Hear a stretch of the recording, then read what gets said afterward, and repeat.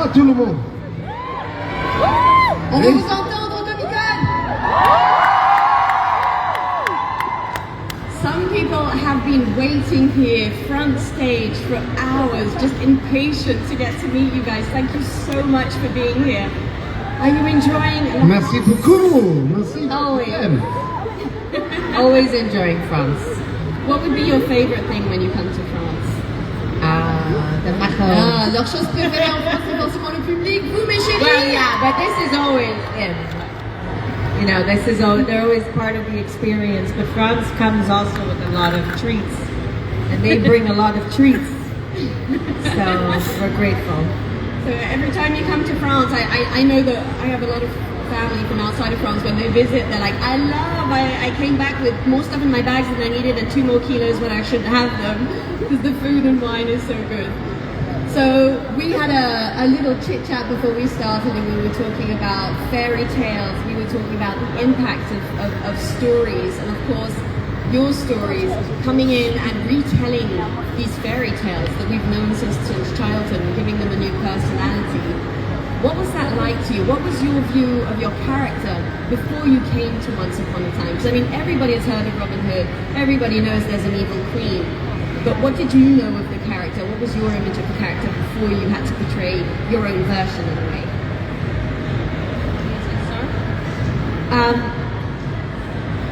The version that I sort of envisioned was the one that we all know, which is an animated version of the Evil Queen. I didn't think of like Susan Sarandon in Enchanted, or I feel like Charlize Theron's, that came out, was it after? Watchmen? No. It was after. So yeah, it was after. No, it was The Huntsman and Snow White and the Huntsman. That was after. So really I only had like the animated version and Susan Sarandon, which is a comedy. Basically, I didn't really look at it as like, oh, this is a Disney character and I need to understand, you know, that version. I just looked at this version of this queen. Yeah, this version to me was more realistic, and her pains were more relatable because she was more human than anything that I'd seen. So for me, it was like, don't be influenced by what's already been done, but make it unique and original. Yeah, make it your own version. Make it your own, yeah. Et donc ma première question était, on connaissait tous avant Once Upon a Time la méchante reine Robin des Bois, et quelle était sa version à elle de ce personnage? Qu'est-ce qu'elle en savait avant de devenir la reine telle qu'on connaît? Et pour elle, mis à part l'animé et d'autres films, il n'y avait pas grand-chose sur lequel se baser, et elle a tenu vraiment à faire sa propre interprétation. Et là, là où je suis très curieuse aussi, parce qu'on avait quand même un peu plus de Robin des Bois avant Once Upon a Time, on avait tous un peu plus d'attente, que ce soit par rapport à l'animé, les films, Sacré Robin des Bois, il y avait de quoi faire. Et donc je suis curieuse comment lui est arrivé jusqu'à son Robin des Bois. So, sorry, we're having a private conversation. I was just saying, I just watched the pilot again and I was like, you know, you're really good in this. Like, I knew you were good, but when I watched it I was like, because I've not really watched a lot of the show, and I watched the pilot again and I was like, God, Lana's really good, isn't she? Well, that's what kicked off this whole and that's situation. why you all love her, because she's really good. And did you know of Robin Hood before you walked into this? I mean, I think Robin Hood is arguably one of the most iconic characters in literary or historical. It has been portrayed by in different so ways. There is. I did a bit of research, and there's somewhere around the 14th, 15th century there was apparently a guy, but I think that story, the idea of somebody who fights for everybody, and somebody that robs from the rich to give to the poor. There's something messianic about that. There's something Jesus or Buddha or Allah or whatever you... Like, in a way, I always felt that it was an extension and building on the Lion King, the Round Table, having somebody who was there for the good of the people and not himself, and the way he builds from that. That was always something that was portrayed in any, whether it be anime or films or other. And how do you come in and say, okay, how am I going to put my touch on this? I mean, it's obviously a little bit daunting because you're playing something that has a storied history that precedes you. But, you know, as I just said to her watching the pilot, I was like, Jesus, you're really good. You're a really, I swear, a really good actress. But it's about making something tangible and real and something that people can connect. Because you can't play an icon. You can't. An icon is, you know, it's untouchable. Yeah. So what I connected to was looking in my direction. What can I touch? Like, I wasn't a father when I started playing Robin Hood. Long stare, and now I'm a father to this of three. way. But I'm I from was a big at family, Lana. Was this? I love children, and I'm a family man, and I played that. I played somebody who has integrity and decency and honesty, which I hope That's I the have. thing. And I also tried to play a leader of men. You know, Robin Hood had a band of merry men, and I think they're things, you know, like I teach acting and I say, make it actionable. Like, it's so good if it's just in your head. You have to be able to play it. To live it, to bring it forth. And to play a dad, to play a man with honor, and to play a leader, I know how to play that. I can do that. Et donc pour lui, c'était vraiment pas évident parce qu'il a revu les pilotes récemment et il est là, oh mon Dieu, tu étais magnifique. Et je crois que c'est l'une des raisons pour lesquelles, grâce à Lana, qu'on a eu toutes ces histoires qu'on a pu vivre sur Once Upon a Time en tant que fan. Et que pour lui, c'était pas évident parce qu'en fin de compte, Robin des Bois est connu sous une forme ou une autre depuis des années et des années et qu'on ne peut pas interpréter une légende. Par contre, ce qu'il a fait lui, c'est le ramener à la réalité et vraiment être cette personne. Et je crois que moi, ce qui m'a accroché là-dedans, c'est l'idée que de prendre un personnage connu et d'en apprendre un peu plus dessus. J'avais l'impression d'aller chercher les potins. Oh, la reine, elle est en fait reliée. Oh, Robin des Bois, en fait, c'est un papa. Et ainsi de suite. What was that bit? I heard I you don't say remember that. going, oh, I didn't do that. Can somebody translate what she's translating? No, that's all me. So basically, but I think what drew me in a lot is like we knew these legends, but I felt like a little bit like a voyeur or finding out about these stars. It's like, oh, the evil queen has a past, and Robin Hood is a father. Let me know. It was like diving into the backstory of characters that you know and love, but just on the surface, and it's like the press brought out the latest news that just keeps you coming back. It's like, what's she going to do next? Oh. Was there any turns in the stories that kind of shocked you when you thought, oh, I was not expecting that for my character? The kind of turns you were. You may not expect I didn't know this. when I took the job that I was going to end up being her boyfriend. So when I knew. Yeah, well they told you stuff, they didn't tell me stuff. So when I was like, oh, we're making out. I knew he Oh, we're making out a lot. I knew he was going to be my boyfriend. I didn't think that. Has everyone seen season 1? Est-ce qu'on peut avoir un peu plus de retour au micro, s'il vous plaît? Right? What about her? The little one. Has she seen all of season 1? Bonjour, princesse. Est-ce que tu as regardé Once Upon a Time? Oui. Okay. So then. You are adorable. I know, so cute. What was I saying? Oh, I didn't know that the curse was going to break at the end of season 1. I expected the curse to last a lot longer. So when they broke the curse, I was like, now what? Because then I, you know what I mean? You just think, oh, it's going to go on like this for a while. That's the formula. Yeah, I remember feeling the same. It's like, this is such a strong plot line, and it's ending now, but I want more. This can't be the end, right? And are they going to give us more? Donc, ce à quoi ils ne s'attendaient pas dans le parcours de leur personnage, c'était à eux deux. Lana, elle, avait eu cette information mein Knie. au préalable, donc elle savait la direction que ça allait prendre, mais pour Robin des Bois, c'était un petit peu la découverte choc. Et donc Lana, vous avez eu votre trame du début à la fin ou simplement les grandes lignes?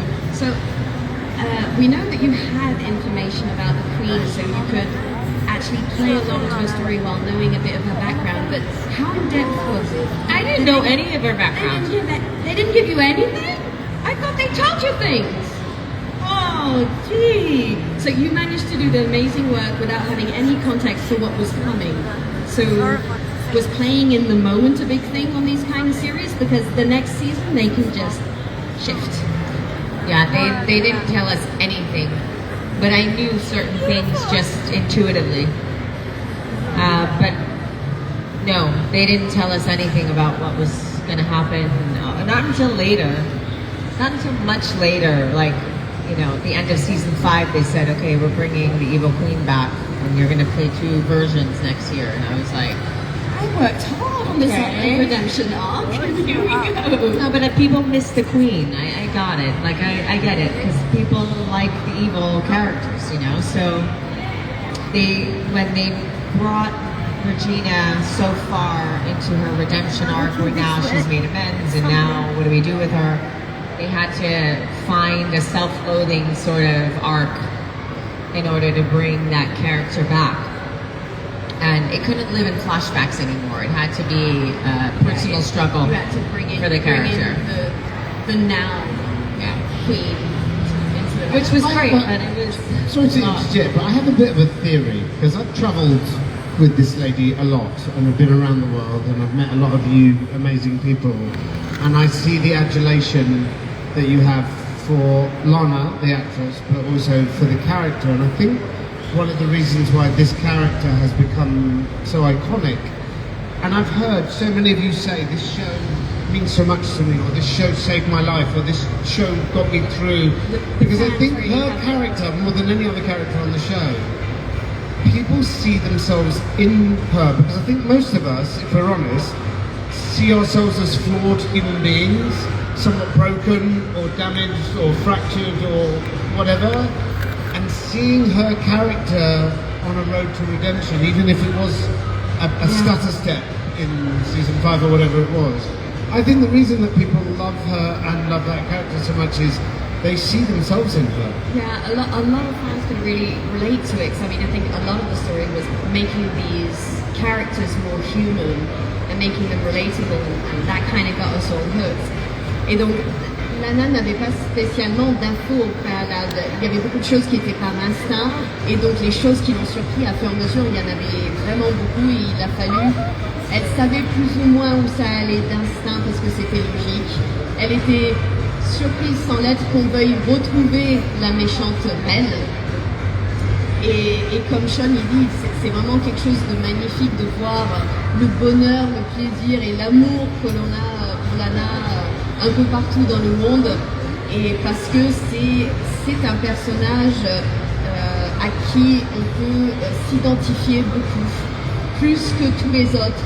Et pourquoi elle plus qu'un autre? C'est vrai, il y a des personnages absolument magnifiques, charismatiques, superbes. Pourquoi on aime la reine? Ça, c'est la bonne question. So, Pardon. We're jealous that we don't Because we were like, why don't we speak French? French? We could just say it in French if we'd have just studied a little harder. Pardon, Francis. Merde. Ils disent beaucoup, on parle pas français comme ça. Okay, that I understood. Frenchy shit. My Frenchy Okay, shit. move to France very young and take pronunciation. You've got such I'm moving wonderful. to France. I love your English accent, but your French is like parfait, madame. I had to work. Magnifique, c'est magnifique. Attendez, faites-le avec moi. See, I understand it. I just can't speak it. It took pronunciation lessons to get rid of the petit je ne sais quoi. It took me some time. So I'm wondering, why do you think it is that it's this queen above all? I mean, she is relatable and she does draw you in, but what is it about a character who in a way, people who have been hurt do hurtful things. And why do you think the fans love so much to see that arc of redemption and to see her rise? I think a lot of people like villains because they get away with doing things that we want to do, but we can't. Yes. And so, and then I think everyone at the core, for the most part, is genuinely good. It's their life journey that alters, you know, who they are, who they become. So it's, I think with Regina, seeing that, you know, good can come from broken, and that evil isn't born, it's made, is sort of very validating for a lot of people that are conflicted with their own, you know, malicious thoughts or tendencies, and they don't really know, you know, there's a lot of self-judgment. We all have that, and I think there's a lot of conscious people, even though there's a lot of unconscious people, but I think more people are conscious than not. They just don't talk about it. So if there's something that they feel or something, you know, they're looking at Regina going, oh my God, I wish I can do that. I wish I can. But then there's good in us that is like, but I won't feel good if I do that. You know, it's like we live through the thrill of the character, but at our core, we want to be forgiven for whatever. Really, we just want to be understood. And I think Regina, at the end of the day, you know, her acts were born out of pain. So we all can relate to that on some level. We all have our pains.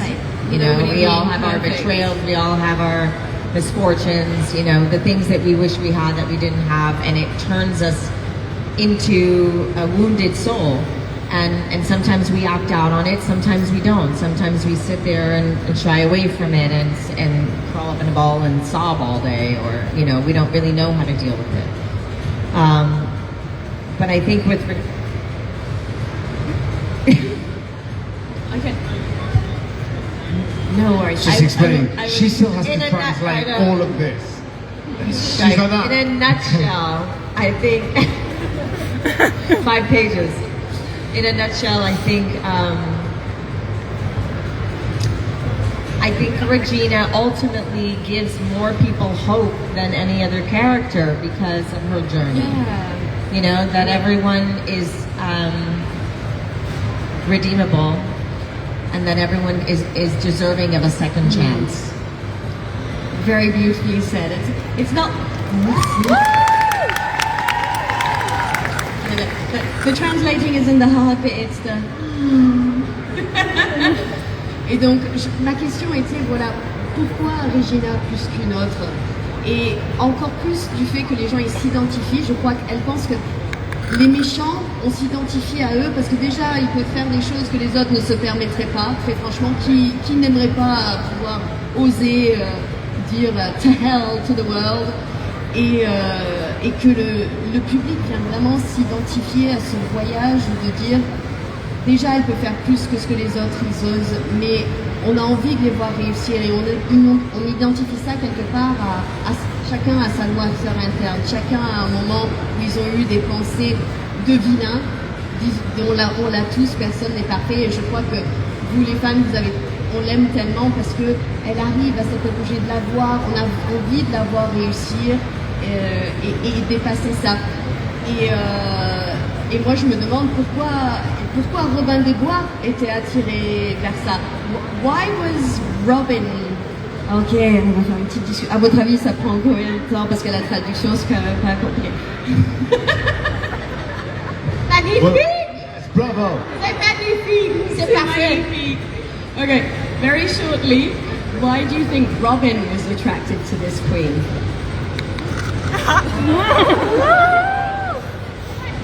That is a good question. Well, I think the character of Robin Hood was attracted to her for the same reason that the audience are attracted to her. Power is very seductive. And I also think the most romantic thing I think about their relationship is he could see that she was worth fighting for and saving.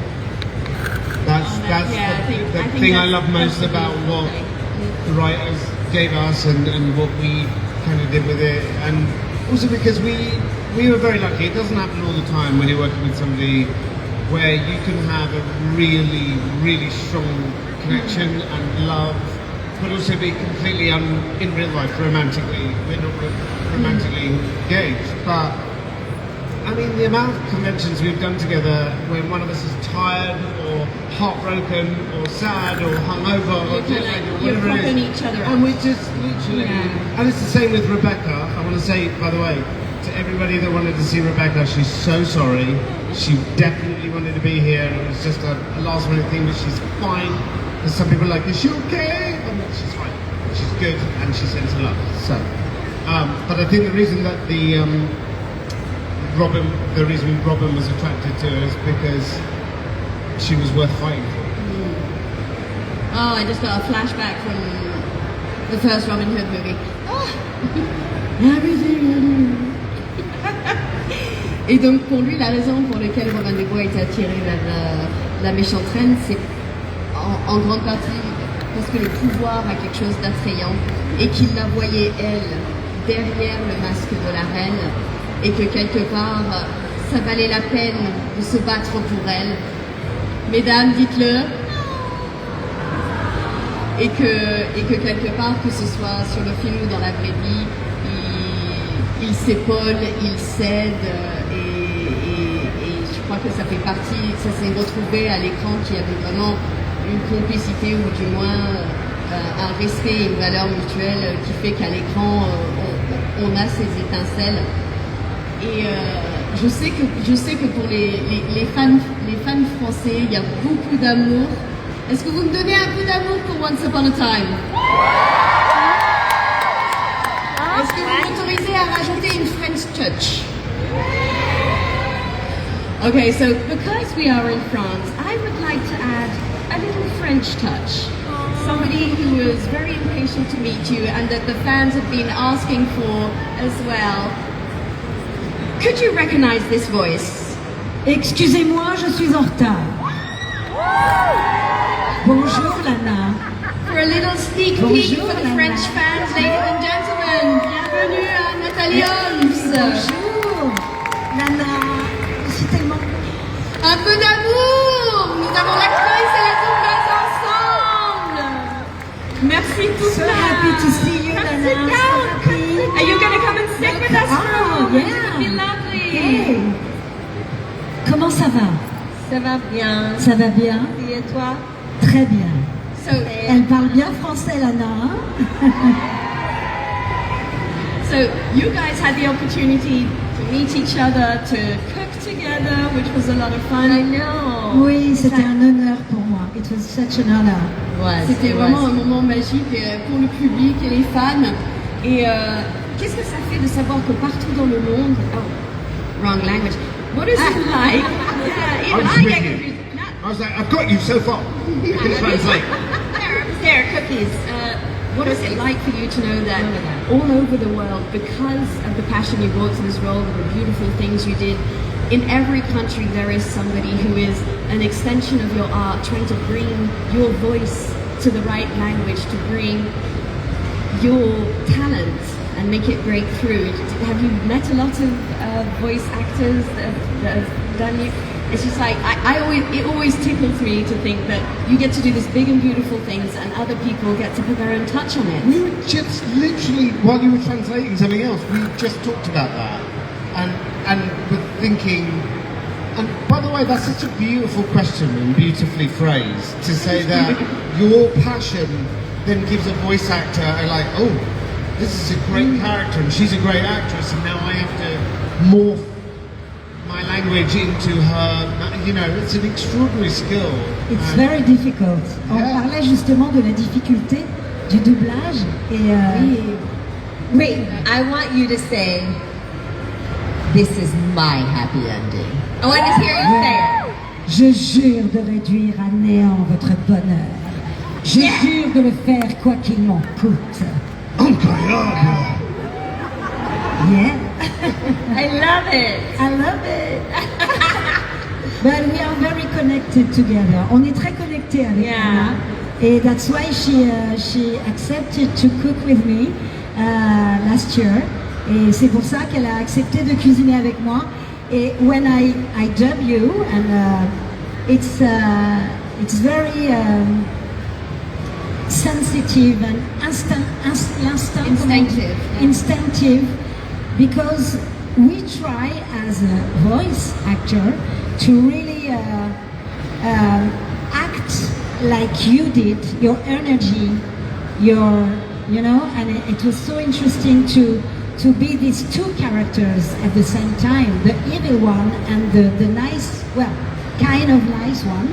And et je disais à Lana que c'était passionnant de la doubler, et que nous, en tant qu'acteurs de voix, voilà, de doubleurs, comme on dit, d'essayer d'être dans son énergie, dans la projection de sa voix, dans ce qu'elle a tourné.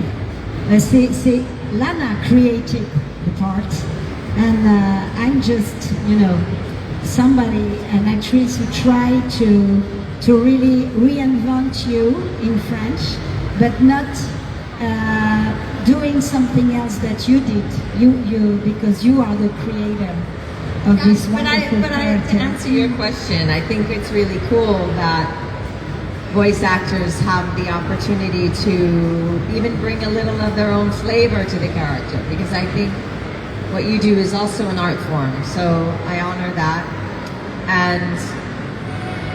But it's an interesting interpretation of what you're seeing, because you're watching someone and you're interpreting what you see, even if you don't know the person, and then you give that flair and that, the tone and the cadence to the character. And what I think is great about that is two things. One, it keeps, this sort of art form going, because it's important at voice work. And secondly, a lot of countries don't offer television shows any other way. They have to be dubbed. So I used to not like it, because the body and the voice are one instrument for me. But like a guitar, when someone plays the strings, it's when the sound comes out. So it's like you're a musician to the character on some level. You're giving her a different sound. It's like same partition, different instruments in a way. Yeah. That's a beautiful way to see it. Et donc pour elle, le voice acting restait quelque chose au début dont elle n'était pas sûre, parce qu'en fin de compte, c'est la voix, c'est le corps, c'est le personne en entier, et ce sont des personnes qui regardent son travail, qui font leur propre interprétation, qui mettent le flair qui va avec, mais que quelque part, avec le temps, elle se rend compte que c'est un art à part qui est important. Le doublage voix est très important, ça vous amène en temps réel quelque chose que vous pouvez comprendre, et aux acteurs voient de faire des belles choses, et que quelque part c'est la même partition mais un instrument différent, et ça c'est vraiment une belle chose. Therefore it becomes our creation, not just mine. Oui. Ça Merci devient Lana, leur merci création, beaucoup. pas juste On peut l'applaudir pour ça. C'est there. And have you ever met any of your voice stars? No, I've not. I kind of get a weird kick out of seeing something that I've done dubbed in any language. Because there's a weird bit where I'm looking at me going, see, you can clearly do it. Why don't you speak 9 languages? I'm like, because I'm really stupid and lazy. When you see yourself speaking perfect French or Italian or Russian, I'm like, so cool seeing you do that. Cool. I can do this. Et donc pour lui, il y a un petit côté où il n'a pas rencontré ces acteurs voix, mais que quelque part ça lui fait bizarre, parce que quand il regarde, il a, tu vois, si tu bossais un peu, toi aussi tu peux parler 9 langues, regarde, ça marche tellement bien, ça colle et tout. That must be kind of surreal. To see it in different languages. Have you ever had something in particular that kind of... Well, I was going to ask, because the woman in Brazil does all of my projects. Do you do all of mine as well? Well, I did Why Women Kill. Yay! I did the first time it was Boomtown, you know. Yeah. And Van Castor. Stop it. That was like 100 years ago. Like, Thank you, Lana. Well, no, I mean, I was 100 too. I just mean like, you've know. been my voice Yeah. since I was like 22. The first time. It was the first time. Then I did some Stolen Identity, the movie. Oh, yeah, that one. Yeah. And also Lincoln. Lincoln Lawyer? Yeah, Lincoln Lawyer. And what about The Rainmaker? It's not here yet. Because for the moment, there is not a French version from France. It's from Belgium. And so it's not me. And I was... So The Rainmaker! I cried. The Rainmaker, yeah. It's not you. No. And unfortunately, no. And, well, I will not talk about that. I feel like it should be consistent. Especially with the language, Thank you. obviously. Yeah. The language, it should be consistent. If you can say something. I think I just did. We want Natalie. Not to put anyone out of work, but I just think from a... Et donc Nathalie est sa doubleuse depuis un longtemps. Et dans l'industrie, on n'a pas forcément l'opportunité d'être systématiquement la voix, mais par contre, si Lana le demande, si toi tu le veux et que le public le veut, yeah, they all agree that this is a story that should keep going, because what you bring is magic and wonderful and beautiful, and so many people, whether it be through friends, through cosplay, through voice actors, it's a beautiful story, a magical story that just really keeps giving. And I just wanted to thank you really for being here today. It's been a magical moment. I think the fans will agree. On passe un bon moment. Vous avez apprécié? Well, thank you so much for being here. It's been a magical moment. Ladies and gentlemen. Thank you. Thank you, everyone. Merci beaucoup. Oh, can we get a photo with you, with the audience? Vous voulez une petite photo avec le cast? Absolument.